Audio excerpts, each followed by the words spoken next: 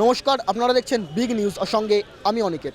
বর্তমানে আমরা দাঁড়িয়ে আছি ধর্মতলার কেশিদাস মোড়ের ঠিক সামনে, যেখানে কিন্তু আমরা দেখতে পাচ্ছি যে সকল চাকরি প্রার্থীরা চাকরি পেয়েও কিন্তু চাকরি হারিয়েছেন, তারা কিন্তু তাদের এক অনশন মঞ্চ তৈরি করেছেন।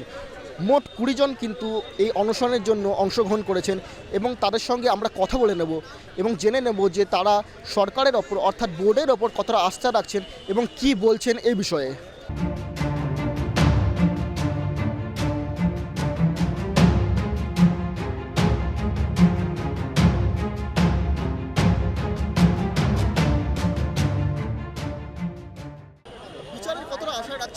হ্যাঁ, আমরা সবসময় আশাবাদী। কারণ হচ্ছে আমরা সবসময় ভরসা রাখছি যে ভারতীয় একটা সর্বোচ্চ তদন্ত সংস্থা, তার উপর সবাই আস্থা রাখতে পারি। কারণ তারা তদন্তের সব যে তদন্তটা করছে তার উপর আমরা আস্থা না রাখলে কার উপর আস্থা রাখবো? যে ভারতীয় তদন্ত সংস্থা প্রথমে একটা সেগ্রিগেশনের লিস্ট দিয়েছিলেন, সেই লিস্ট অনুযায়ী অভিজিৎ গাঙ্গুলির বেঞ্চে, তালুকদারের বেঞ্চে সেগ্রিগেশন হয়ে গেল। টেন্টেডদের বাদ দেওয়া হলো, তাদেরকে এমনকি বেতন ফেরত দেওয়ার কথা বলা হলো, কিন্তু আমরা একদম স্থায়ীকরণভাবে আমরা নির্দিষ্ট হয়ে গেছিলাম।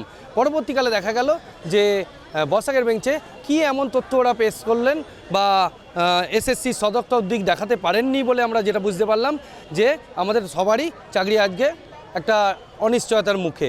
পরবর্তীকালে আমরা সুপ্রিম কোর্টের ওপর আস্থা রাখছি যে সিবিআইয়ের তথ্যগুলোকে এস্টাবলিশ করে আমাদেরকে চাকরি স্থায়ীকরণ করবে।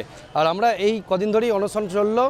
একটা প্রতীকী অনশন এর আগে 12 ঘন্টা চলেছিল, আর কালকে থেকে 10টা থেকে আজকে সকাল 10টা পর্যন্ত আমরা আরেকবার অনশন কর্মসূচি অংশগ্রহণ করেছিলাম। এরপরে যদি আমাদের দিকে সদর্থক দিক দেখা না হয় বা আমাদের এই সৎ বিচার আশা না পাই, তাহলে আমরা অনশন কর্মসূচি চালিয়ে যাব বা এখানে আমরা অবস্থান বিক্ষোভ তীব্র আন্দোলন।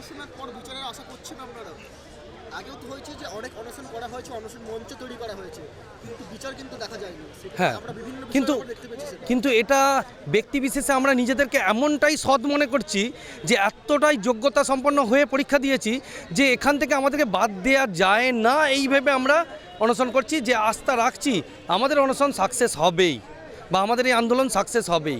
কারণ আমাদের নিজেদের সততার প্রতি একটা আস্থা আমাদের সারা জীবন রয়ে গেছে। আর এখন তো একদম এই যে পড়াশোনার বিষয়টা তো আস্থা আমাদের রয়েছেই।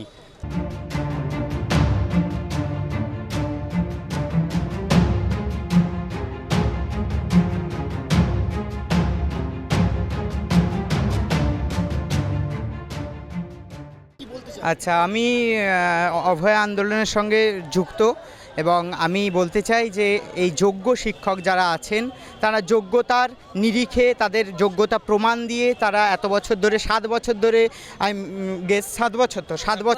প্রায় 7 বছর ধরে শিক্ষক শিক্ষিকার কাজে যুক্ত ছিলেন। তারা কখনো এইভাবে রোদে, এইভাবে শিশিরের মধ্যে এইভাবে বস্তা গায়ে দিয়ে শুয়ে থাকতে পারেন না। আমরা কোন অন্ধকারের দিকে ধাবিত হচ্ছি, আমাদের সমাজ কোন অন্ধকারের দিকে ধাবিত হচ্ছে? যারা সমাজ গড়ার কারিগর, ডাক্তার, উকিল, এমনকি বিচারক যারা গড়েন, অর্থাৎ এই শিক্ষক শিক্ষিকারা, তারা যদি রাস্তায় থাকেন তাহলে এদেরকে গড়বে কে?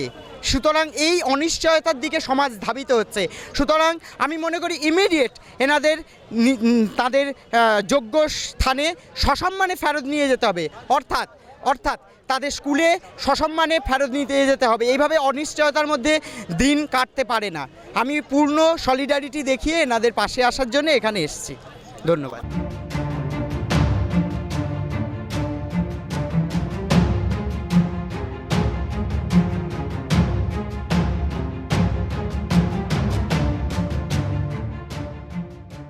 পশ্চিমবঙ্গের রাজ্য সরকারে যেখানে আমরা দেখছি যে যারা যোগ্য চাকরি প্রার্থী তারা যেমন চাকরি পাচ্ছেন না, তার মধ্যে কিন্তু আপনাদের চাকরি পেয়েও কিন্তু চাকরি হারাতে হচ্ছে।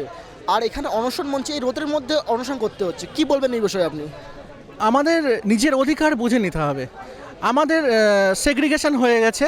আমরা যোগ্য অযোগ্য প্রার্থী যে আলাদা, সেটা হাইকোর্টের নির্দেশে সিবিআই, সর্বোচ্চ তদন্তকারী সংস্থা সিবিআই অলরেডি করে দিয়েছে।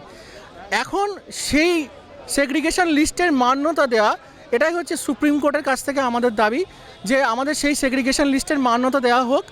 এবং আমাদের রাজ্য সরকার এবং West Bengal board of secondary education এবং এসএসসির কাছে আমাদের অনুরোধ যে আপনারা সঠিক তথ্য দিয়ে বিচার প্রক্রিয়াকে সহায়তা করুন।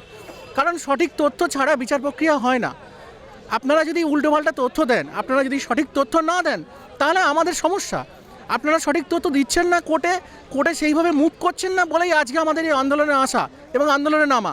আপনারা যদি সঠিক তথ্য দেন, সঠিক তথ্য দিয়ে আমরা বিচার প্রক্রিয়াটাকে সহায়তা করেন, তাহলে আমাদের এই ব্যবস্থাটা করা ছিল না। আপনাদের প্রতি কোনো আমাদের মানে নেই, মানে কোনো রকম দাবি বা বিরোধ নেই। একটাই শুধু যে আপনারা বিচার প্রক্রিয়াকে সহায়তা করুন সঠিক তথ্য দিয়ে।